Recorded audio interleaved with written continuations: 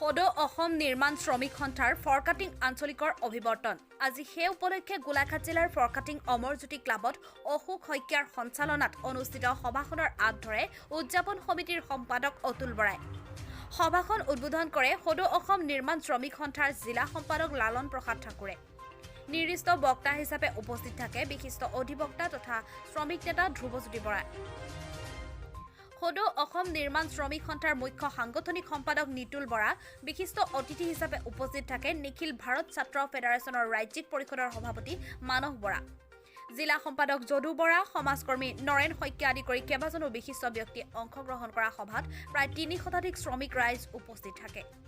অন্যহাতে পুৱা বেলাত সদৌ অসম নিৰ্মাণ শ্ৰমিক সন্থাৰ ৰক্তিম পতাকা উত্তোলন কৰে অৱসৰপ্ৰাপ্ত অধ্যাপক যতীন নাথে। স্মৃতি তৰ্পণ কৰে জ্যেষ্ঠ সাংবাদিক দুগ্ধ দত্তই। সদৌ অসম নিৰ্মাণ শ্ৰমিক সন্থাৰ আজি ফৰকাটিং আঞ্চলিক সমিতিৰ অধিৱেশন আজি দিনজোৰা কাৰ্যসূচীৰে উদযাপন কৰা হয়।